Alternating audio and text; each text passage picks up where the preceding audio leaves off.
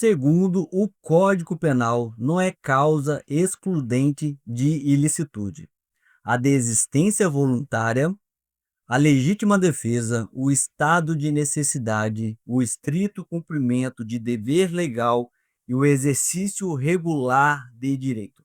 Para você, qual dessa opção não é uma excludente de ilicitude? Para começar, você tem que saber o que é uma ilicitude. Ilicitude é aquilo que contraria o direito.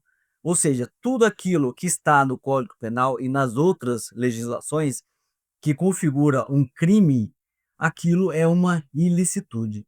Mas nós temos as excludentes de ilicitude, aquilo que exclui aquele comportamento descrito como sendo um comportamento ilícito, também conhecido como excludente de antijuridicidade.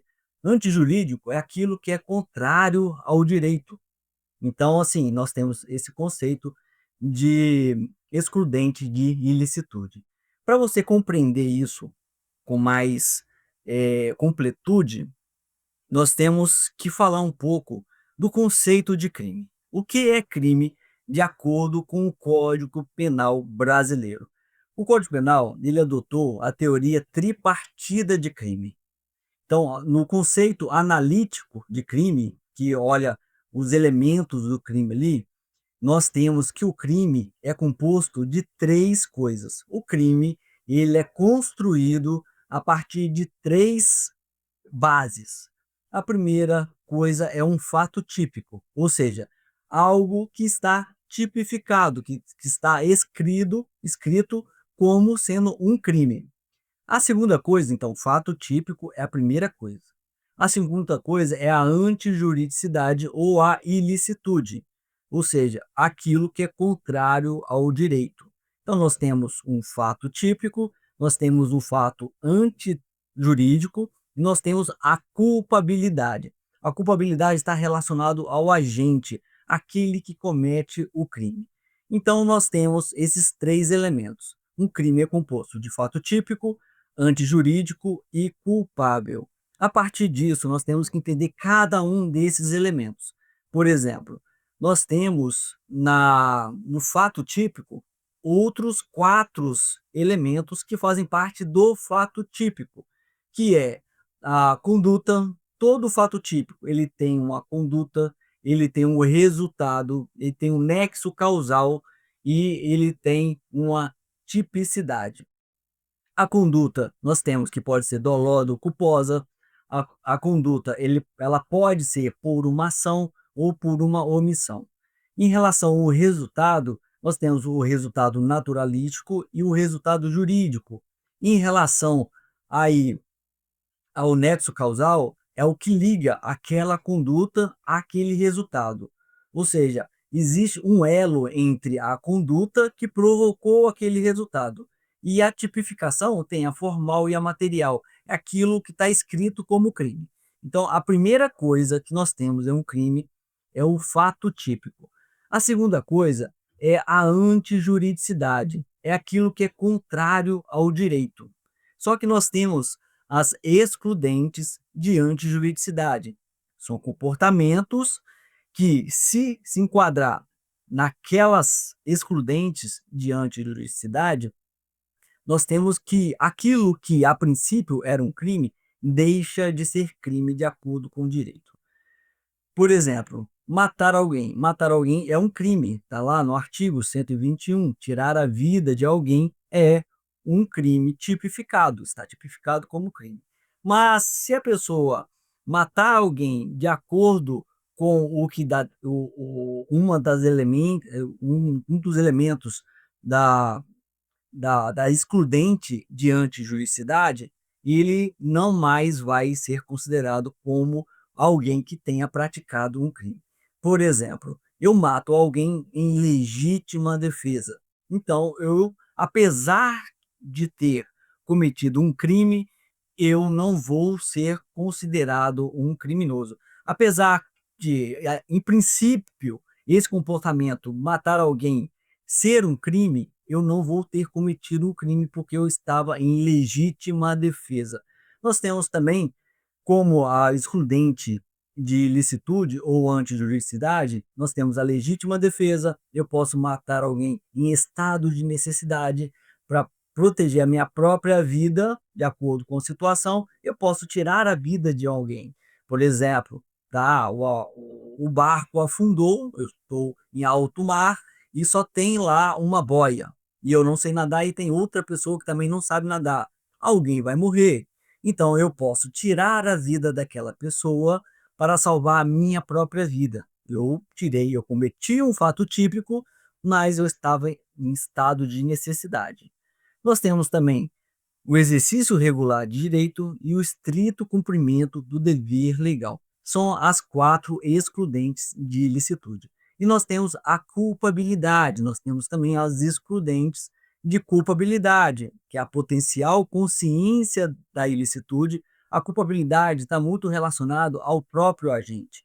Então, uma delas é a potencial consciência da ilicitude. A outra delas é a imputabilidade. A pessoa, às vezes, mata alguém, mas ele tem um problema mental, ele tem um transtorno mental.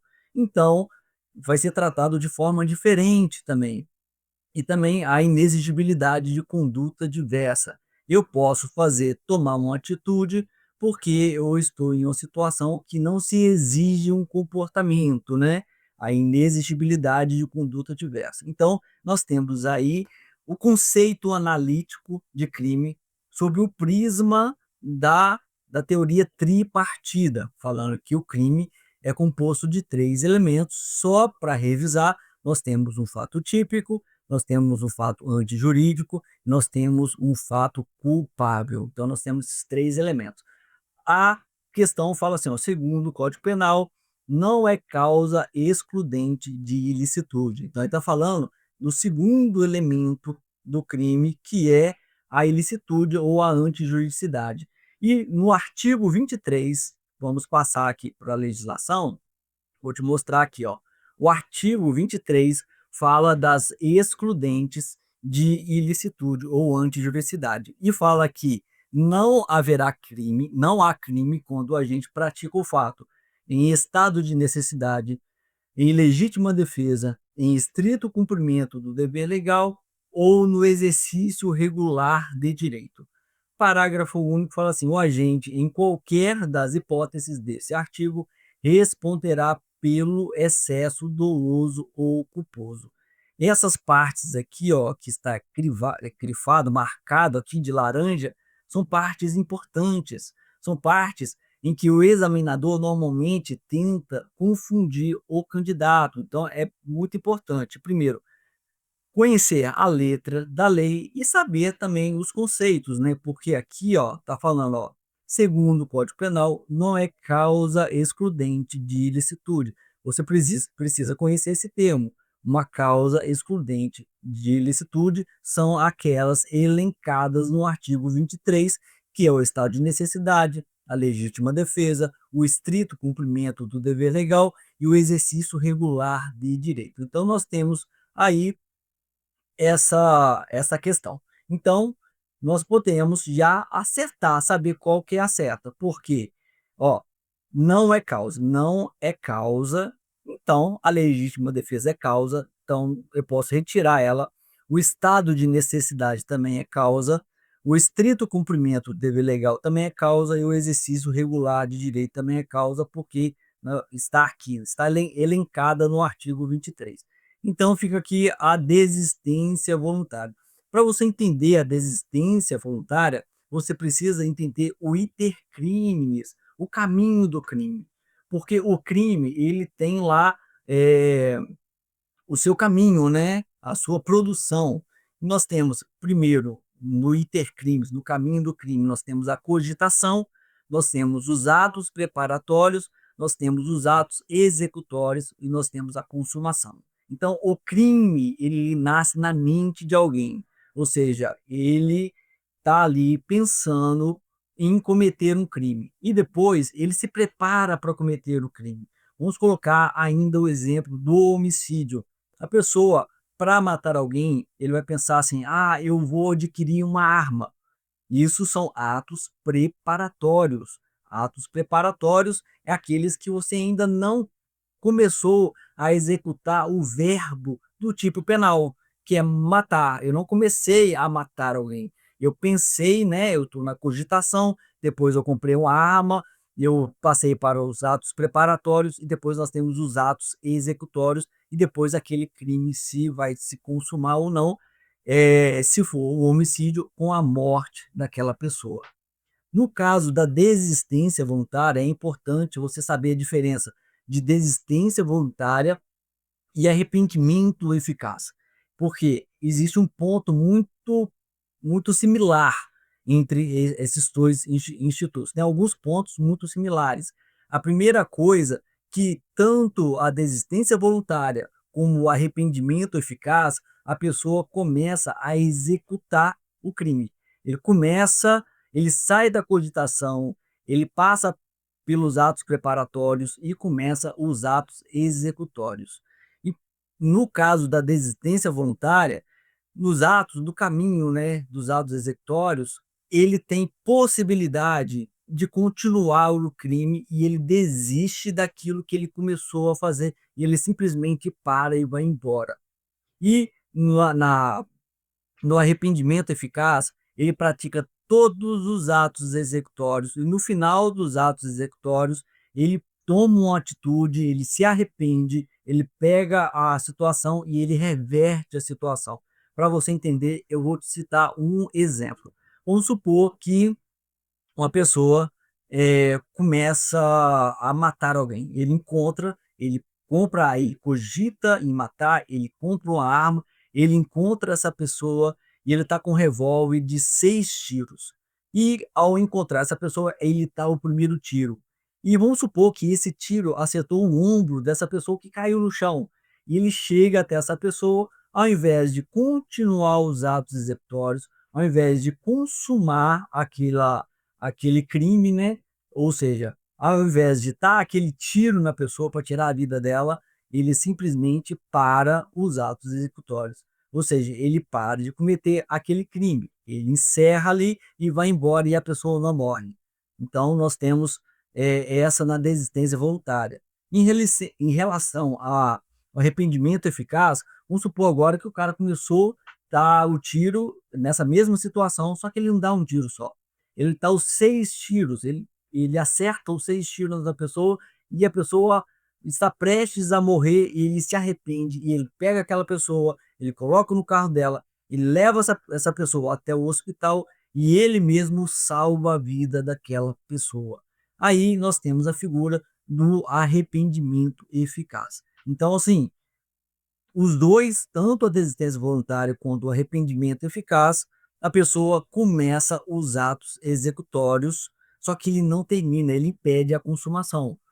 E outra coisa similar entre os dois é que eles não responderão pelo crime. Então não haverá crime também, entendeu? Se ele se arrepende, se ele desiste ou se arrepende, o crime que ele queria, com o resultado morte, por exemplo, ele não vai responder por homicídio, nem tentado.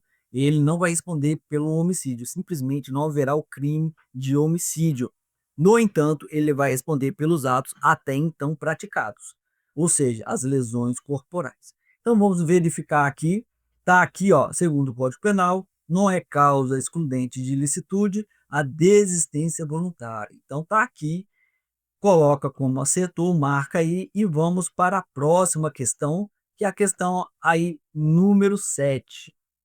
Durante o cumprimento de um mandato de prisão a determinado indivíduo, este atirou em um investigador policial, o qual, revidando, atingiu fatalmente o agressor. Então, o investigador de polícia estava ali em um mandato, né, de prisão e ele foi recebido lá a tiro e, no caso, o investigador foi lá e atira, revidando aquela agressão daquele indivíduo, né?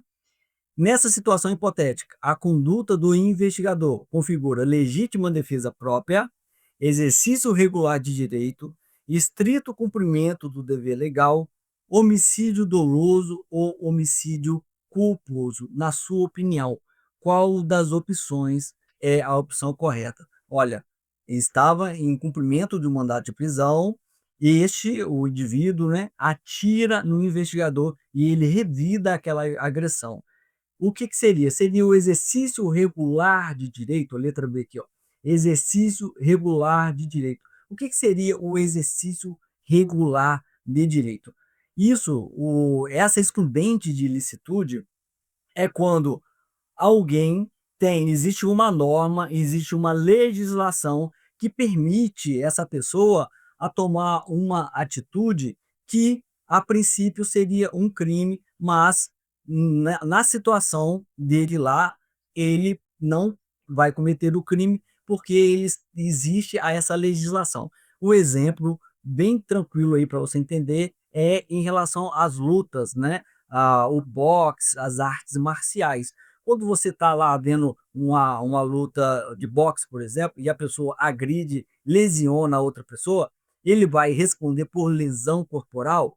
Não, ele não vai responder por lesão corporal, porque existe uma norma que permite ele ter aquela atitude, ele lesionar aquela pessoa e aquela pessoa lesionar ele, né? E tal, aquilo ali é normal e não haverá um crime. No caso aqui, não se fala em exercício regular de direito, porque um policial não tem o direito de tirar a vida de outra pessoa. Não existe uma norma no direito penal que permita um policial tirar a vida de uma outra pessoa. Então está errado aqui. Então é o estrito cumprimento do dever legal. O que que seria o estrito cumprimento de dever legal? Também é uma excludente de ilicitude diante de juridicidade que fala que os agentes públicos, quando eles estão cumprindo ali a sua função, ele está no estrito cumprimento do dever legal. E esse investigador, a princípio, ele estava no estrito cumprimento de dever legal, porque ele estava num mandato de prisão, né? Ele estava privando alguém de sua liberdade, isso é tipificado como crime, mas ele não vai responder. Por quê? Porque ele está no estrito cumprimento de dever legal. Mas não é o caso aqui, porque ele atirou no indivíduo, na verdade, porque aquele indivíduo atirou nele primeiro, né? Então, ele não estava ali mais cumprindo aquele mandado de prisão, ele estava se defendendo. Então, também não é essa questão aqui.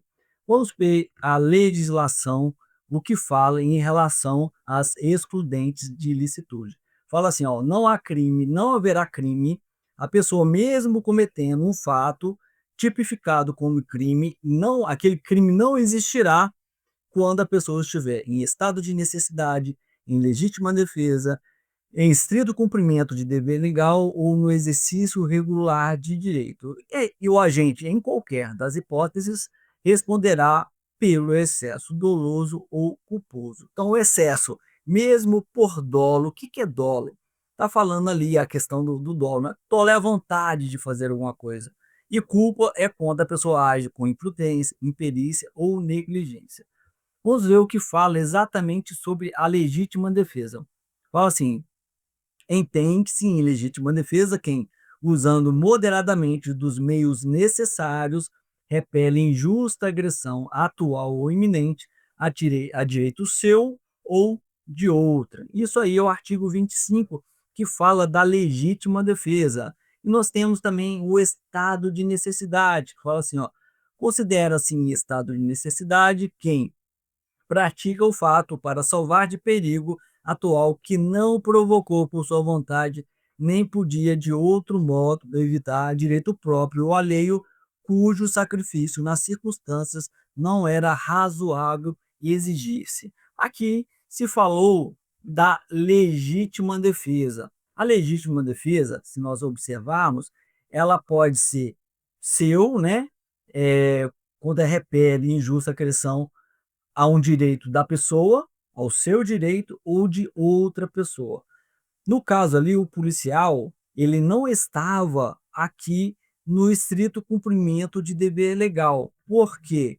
Porque não era mais um mandato de prisão, era uma agressão, havia um agressor que atirou contra ele. Nesse caso, Ele saiu da esfera do estrito cumprimento de dever legal e ali ele estava se defendendo de uma injusta agressão. Aquela pessoa, o qual ele estava lá para cumprir o mandado de prisão, começou a ter atitudes agressivas, começou a atirar no investigador e ele, para se defender dessa injusta agressão, ele revida e acaba tirando a vida daquela pessoa. Então ele deixa de estar no estrito cumprimento do dever legal e passa a estar ali em legítima defesa. Por que própria? Porque a legítima defesa pode ser de terceiro ou da pessoa mesmo, né? Seu ou de outra. Então, ó, entende-se em legítima defesa quem, usando moderadamente dos meios necessários. Olha, aquele policial foi recebido a tiros. O meio era necessário? Usar a arma era algo necessário? Sim, era necessário, porque era proporcional ao que ele estava recebendo ali, né? Aquela agressão era injusta? Era injusta, porque aquele agressor queria tirar a vida do investigador, então era injusta. Era atual ou iminente? Sim, era atual. Ele estava praticando, ele estava atirando contra o policial. E o direito é seu. Então, é legítima defesa própria. Essa aqui é a questão. Mas o que seria homicídio doloso ou culposo? Vamos olhar um pouco o conceito de dolo e culpa. O artigo 18 fala assim: crime culposo, doloso. Doloso quando o agente quis o resultado ou assumiu o risco de produzi-lo. Então, nesse caso ali, aquele crime era doloso? Sim, o policial queria produzir aquele resultado, não aquele resultado morte, né? Mas o cessamento daquela atitude, né? Então, era doloso, nem era de assumir o risco, né? Porque o dolo, nós temos o dolo direto e nós temos o dolo eventual. O dolo direto, quando você quer o resultado. O dolo eventual, quando você assume o risco de produzir o resultado, né? E o culposo, o crime culposo, é quando a gente deu causa por imprudência, negligência ou imperícia. Então, esses dois aqui também estão errados, não tem relação nenhuma, né? Ele agiu aqui em legítima defesa. Então, marcar aqui, questão feita, questão tranquila de se fazer, né? E vamos marcar aqui como certo e vamos já para a próxima questão aí, né? De acordo com o Código Penal vigente, temos no Brasil excludentes de ilicitude nos casos de aborto praticado por médico, nas seguintes situações. Então, esse assunto aí fala em vários tipos de aborto, e fala assim, ó, aborto necessário e aborto sentimental. Quais são os abortos permitidos pela legislação, que é um excludente de ilicitude, né? Quais são esses abortos? O aborto necessário, sentimental, o aborto necessário, o aborto eugênico, aborto social e aborto eugênico, aborto sentimental e aborto social, aborto necessário e aborto social. Quais são os tipos de aborto no direito brasileiro, no Código Penal, que são permitidos por um médico? É permitido o aborto no Brasil? Vamos analisar essa questão. Você sabe o que é aborto necessário? Sabe o que é aborto sentimental? Aborto eugênico e aborto social? Ele falou ali de 4 tipos de abortos. E tem aborto que é permitido no direito brasileiro. Não são todos os abortos que são proibidos, né? E vamos entender aí o que é cada um desses abortos aí. Entender de acordo com a doutrina e a legislação. Olha só, César Roberto Bittencourt fala assim: o aborto necessário e o aborto sentimental não são punidos, pois configuram hipóteses de excludentes de ilicitude. No aborto necessário, há risco à vida da gestante, e no aborto sentimental, há gravíssima ofensa à dignidade da mulher. Como assim? Vamos lá. O aborto necessário é aquele aborto quando está em jogo a vida da gestante e a vida da criança.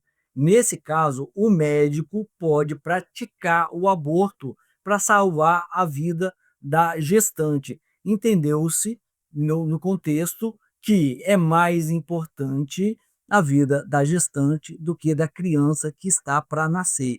Então, nós temos esse tipo de aborto que é permitido. Nós iremos ler a legislação relacionada a isso aí. Então, o aborto necessário, ele é permitido, ele é um excludente de ilicitude, que é, no caso, no exercício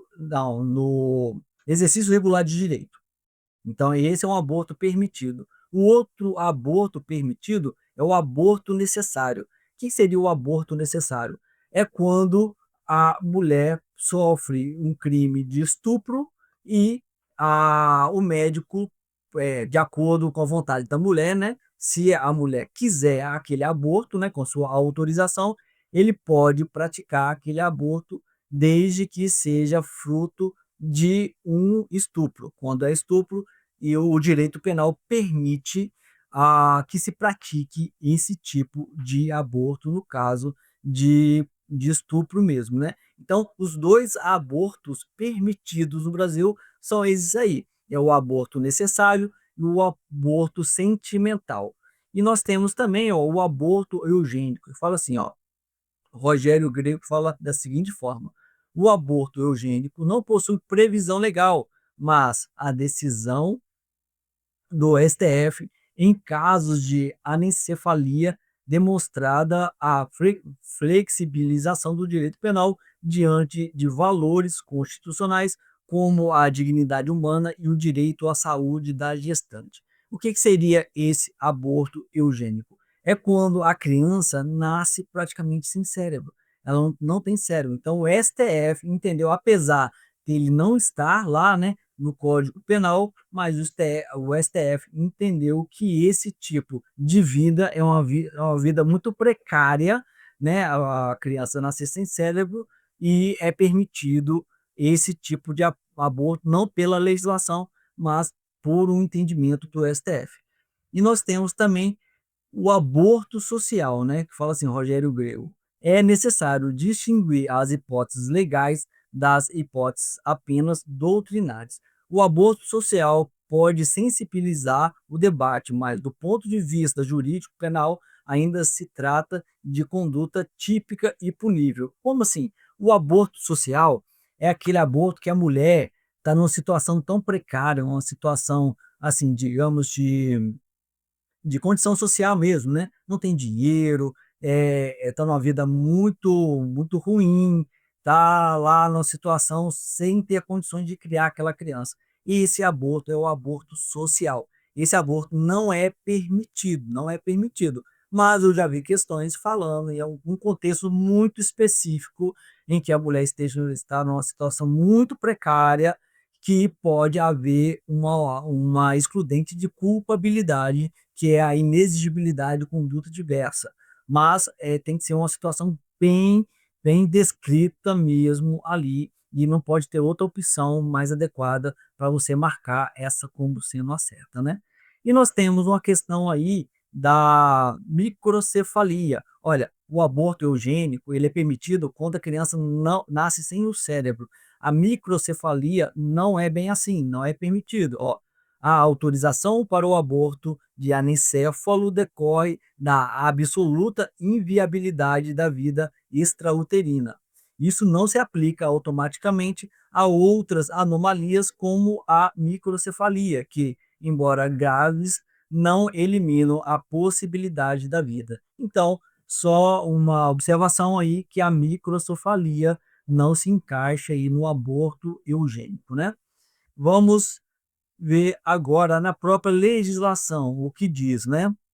O artigo 24 fala assim: provocar aborto em si mesmo ou consentir que outro lhe provoque, ou seja, detenção aí de 1 a 3 anos. Então, é crime você provocar aborto em si mesmo, né? A mulher provocar aborto em si mesmo, ou permitir que outra pessoa provoque o aborto nela, né? Mas no artigo 128 fala assim, ó: não se pune o aborto praticado por médico. É muito importante você entender isso, né? o aborto ele deve ser praticado por um médico. Se não for por médico, aí é outra situação, né? Não, se não há outro meio para salvar a vida da gestante. Então, o aborto praticado por médico, se não há outro meio de salvar a vida da gestante, é aquele aborto necessário. E no segundo aqui fala assim: se a gravidade resulta, ó, se a gravidez, desculpa, se a gravidez resulta de estupro e o aborto é precedido de consentimento da gestante ou quanto incapaz de seu representante legal. Então, isso aí é o aborto sentimental. Bem, agora dá para resolver essa questão aí com uma certa tranquilidade, né?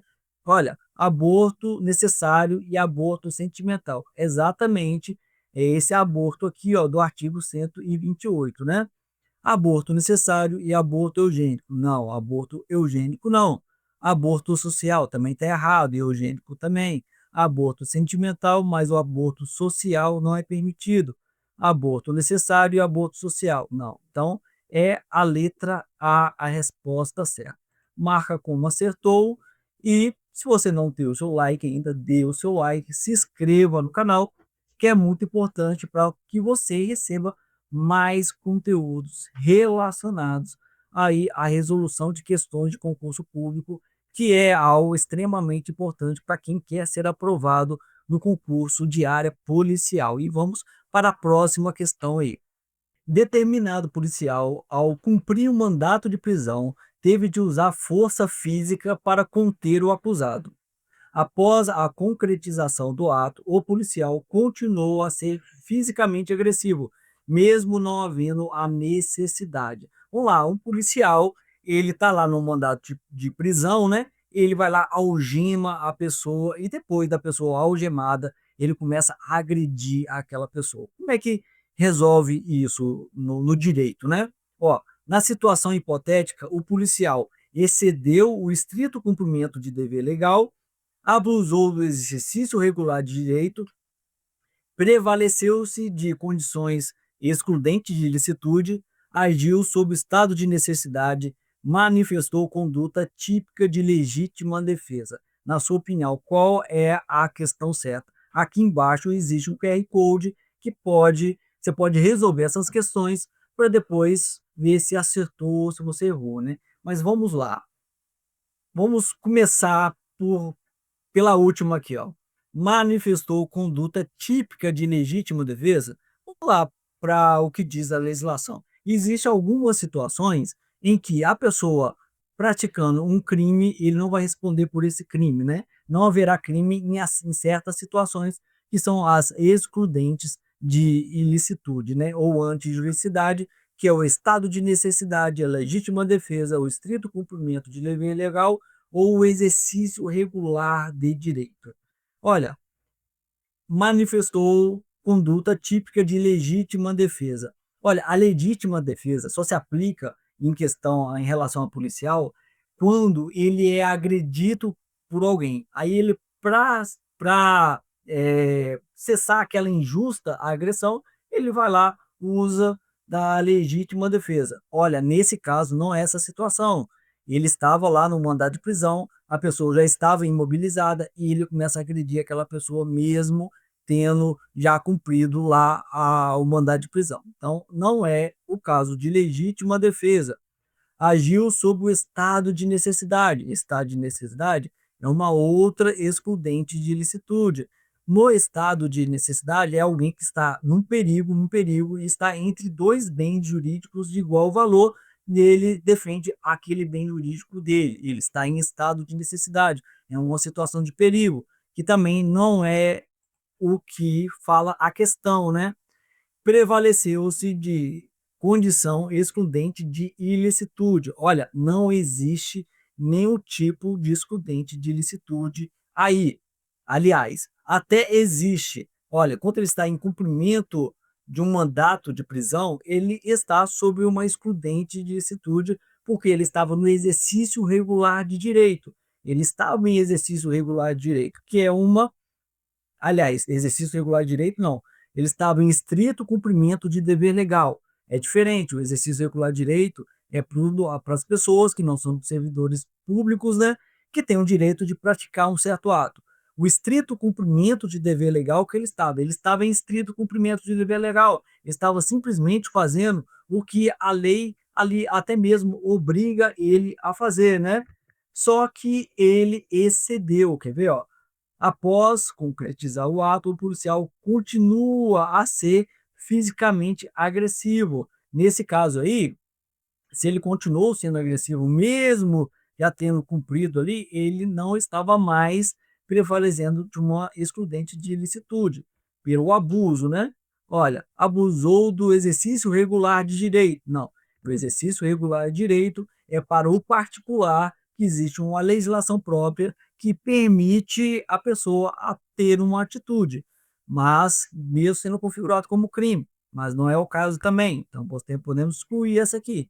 Então ele exerceu o estrito cumprimento de dever, excedeu o estrito cumprimento de dever legal. Ele excedeu por quê? Olha aqui, o parágrafo 1 fala assim: o agente, em qualquer das hipóteses, responderá pelo excesso do uso culposo. Então, mesmo a pessoa lá estando imobilizada, ele continuou sendo agressivo, então ele excedeu no estrito cumprimento do dever legal. Então, a resposta certa é essa aqui. Nós temos a doutrina que fala assim, ó, Guilherme de Souza fala assim: se o agente extrapola os limites do dever legal, atua em excesso, deixando de estar amparado pela excludente. Então, ele deixa de estar aqui, ó, prevalecendo de uma condição de excludente de ilicitude a partir do momento que ele excede a sua ação lá, né? O excesso pode ser doloso, quando há vontade de extrapolar, ou culposo, quando a gente não deseja, mas o faz por imprudência ou negligência. Então, a resposta correta que nós temos é a letra A. Nós fizemos já aqui 3 questões. Se você ver aqui, ó, existem mais questões aqui. Ó. Se você quiser, começou com a questão número 6, porque existem as outras questões, né, que você pode fazer também, a 1, 2, 3, 4, 5, né? Mas vamos aí para a última questão nossa aí, para a gente encerrar essa aula. Durante a operação em rodovia federal, uma equipe da PRF abordou Pamela e solicitou a apresentação de sua carteira nacional de habilitação e do certificado de registro e licenciamento do veículo.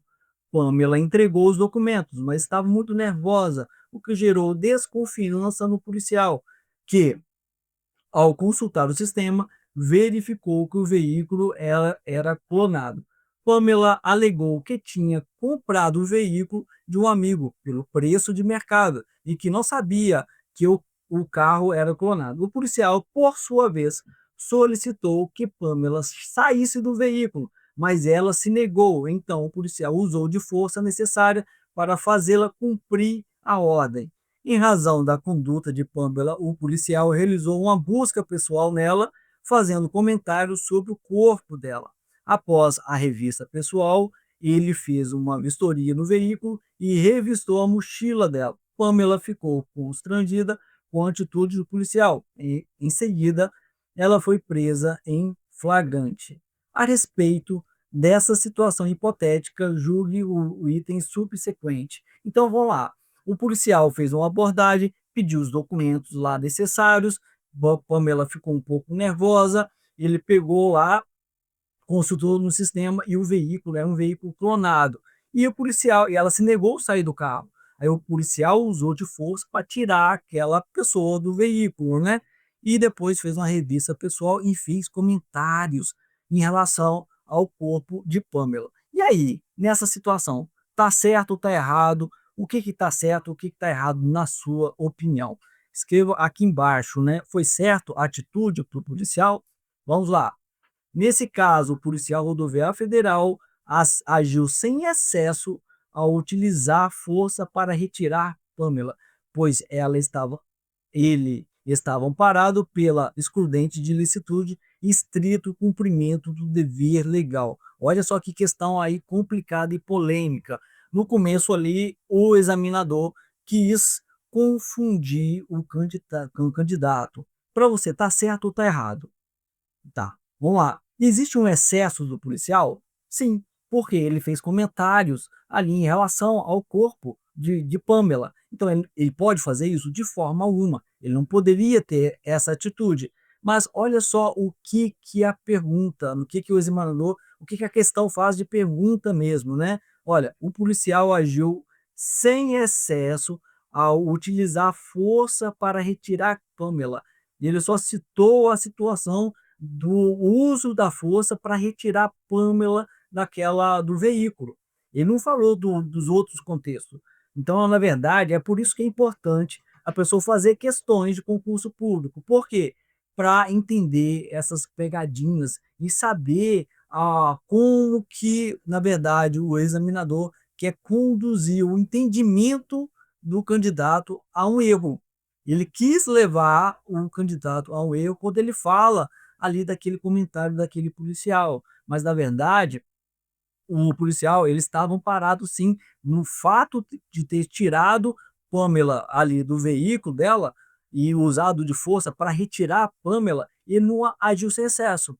O que ele fez de errado foi depois, mas até aí ele estava amparado pelo direito, porque ele estava em estrito cumprimento do dever legal. Então, tá certo, apesar de ser uma questão maliciosa, tá certo aí, porque ele especificou, né, ele falou exatamente aí em relação ao estrito cumprimento do dever legal na retirada de Pamela ali. Então nós fizemos aí as questões, 5 questões. Você pode fazer parte do grupo de WhatsApp, né? Faça a inscrição no canal, veja aqui o site tem vários outros conteúdos aqui relacionados ao direito, né? Que cai em provas de polícia, né? Então nós temos aqui, ó, conceito analítico de crime, você pode fazer, ó, nós temos dolo e culpa, nós temos a questão de ação de omissão, nós temos a questão de consumação e tentativa, de desistência e arrependimento, mais questões aqui, estado de necessidade, mais questões de estado de necessidade, legítima defesa, mais legítima defesa e estrito cumprimento de dever legal, e essa aqui é a última de estrito cumprimento de dever legal. Nós temos muitas questões aí, um site totalmente grátis para você. Então, um grande abraço e bons estudos.